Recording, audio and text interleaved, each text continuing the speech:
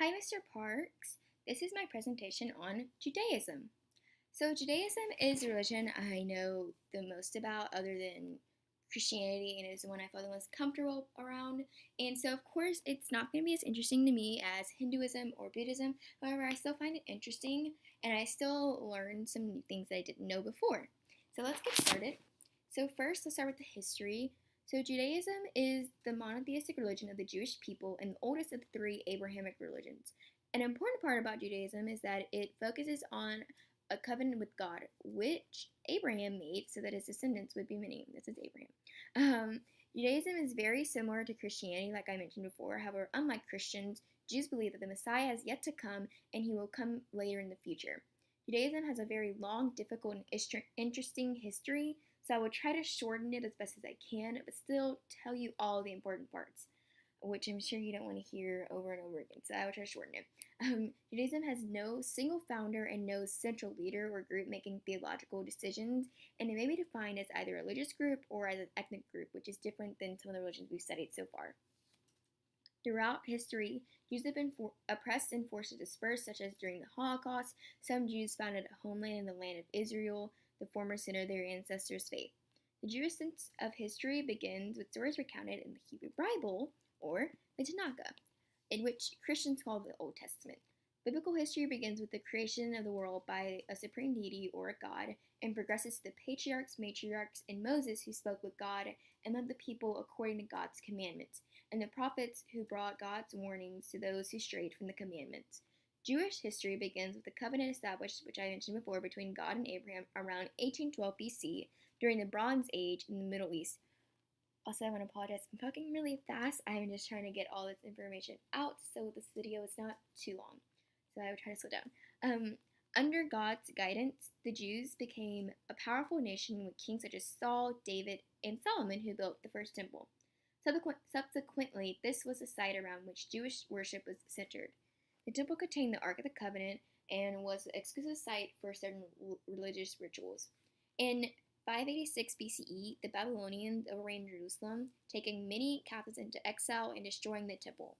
A second temple was built when the Jews returned about 538 BCE to be destroyed by the Romans in 70 CE. This destruction was decisive for the future of Judaism, replacing a sacrificial religion based around a temple with a tradition, studying, and learning centered around local synagogues.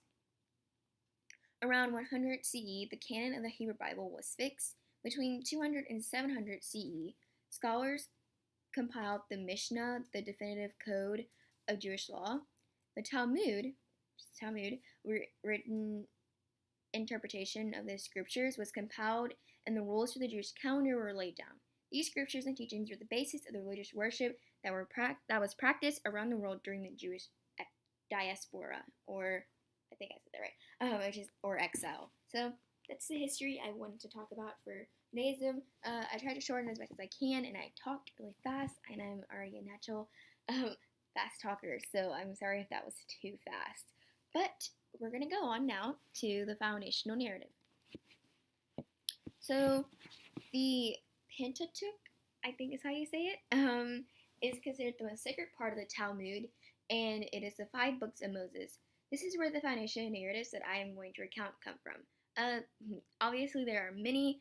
The 3 that I want to focus on are Adam and Eve, the Garden of Eden, and the flood story. And I'm sure you've heard all these stories many, many times. So I'll make this very short and sweet.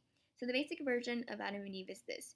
According to the creation narratives in Genesis, Adam and Eve were the first man and woman. God fashions Adam from dust and places him in the Garden of Eden, where he is to have dominion over the plants and animals. God prohibits Adam from eating the fruit from the tree of knowledge. Eve is later created from one of Adam's ribs to be Adam's companion.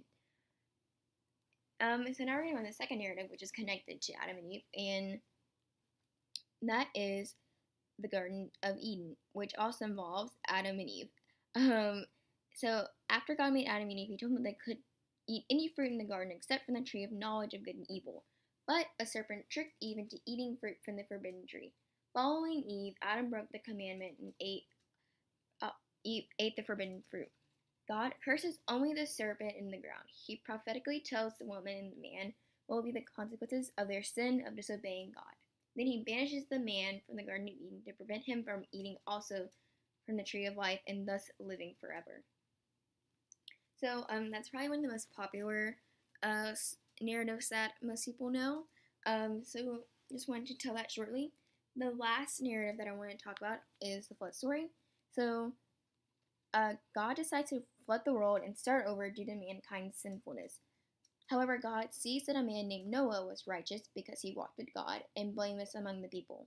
God instructs Noah to build an ark and directs him to bring at least 2 of every animal inside the boat, along with his family. The flood comes and covers the world. After 40 days, Noah sends a raven to check whether the waters have subsided, then a dove. After exiting the boat, Noah offers a sacrifice to God. He smells a sweet savor and promises never to destroy the earth by water again, making the rainbow a symbol of this promise. So those are the foundational narratives that I want to talk about because those are very important, and they're also the ones that most people know already, especially those that have studied Christianity or Judaism, because these are the ones we study a lot in Christianity. I know I've studied them a lot. So now we're going to talk about traditions. So Jewish people observe several important days and events in history, such as Passover, this holiday, this is right here. This holiday lasts 7 or 8 days and celebrates Jewish freedom from slavery in Egypt. Specifically, Passover refers to the biblical story of when the Hebrew God passed over houses of Jewish families and saved their children during a plague that was said to have killed all of their firstborn babies in Egypt. The next one is Rosh Hashanah. I'm not sure if I said that right. It's right there. And Jews celebrate the birth of the universe and humanity during this holiday, which is also known as the Jewish New Year. The next one is Yom Kippur, which is not on either one of these slides, but we're just going to talk about it. It is the Day of Atonement, or it's right here, the Day of Atonement. But it's considered the holiest day of the year for Jews who typically spend fasting and praying in the days of awe. The 10 days starting with Rosh Hashanah and ending with Yom Kippur are known as the Days of Awe or Yamin Noram. I'm not saying any of this right, I'm so sorry. This is considered a time of repentance for Jewish people. Probably the most known Jewish holiday, Hanukkah, a Jewish celebration also known as the Festival of Lights, lasts 8 days. It commemorates the rededication of the Jewish temple in Jerusalem after the Maccabees defeated the Syrian Greeks over 2,000 years ago. So here, right here, and also right here. This is a joyous and light holiday that celebrates a time the Jewish people in Persia were saved from extermination. And then now I want to talk about a bar and bat mitzvah. So according to Jewish law, when Jewish boys become 13 years old, they become accountable for their action and become a bar mitzvah.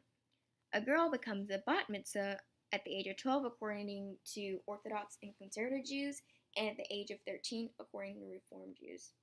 Prior to reaching bar mitzvah age, a child's parents hold responsibility for the child's actions.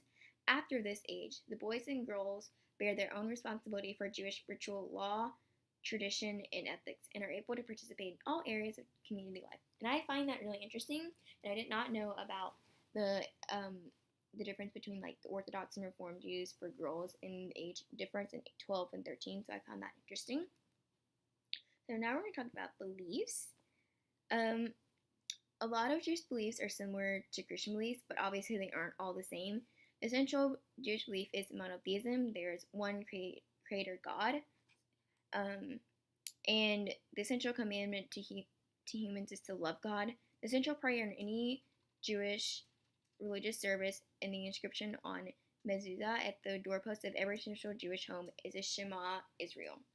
The sacredness of human life is very important and are the pinnacle of creation created in the image of God. Because of the great responsibility of humankind, traditional Jews give thanks that God has revealed in the written and oral Torah the laws by which they can be faithful to the divine will and fulfill the purposes of creation by establishing a kingdom of God here on earth in which all creatures can live in peace and fellowship. Now, obviously, those beliefs are very similar to And that's just a little fun spin there. So, lastly, I want to talk about the different types of Judaism because I found it really interesting when I mentioned the age difference between Orthodox and Reformed Jews when they said 12 for Orthodox and 13 for Reform for the bat mitzvah for girls. So I just wanted to talk about that. Um, so one of the main areas of difference is the interpretation of the sacred text. Followers of Orthodox Judaism strictly believe in a Messiah, a life after death, and restoration of the Promised Land.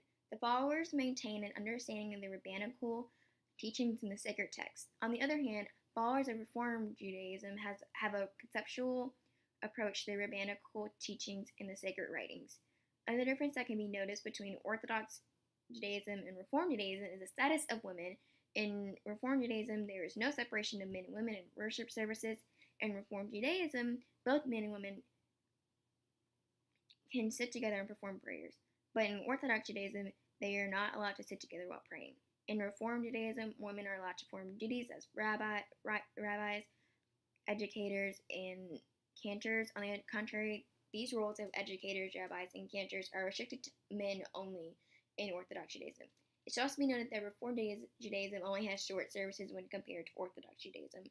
I found this interesting, and I also found this picture really interesting because these are she is a Reformed Jew, he's an ultra Orthodox Jew, and they're arguing.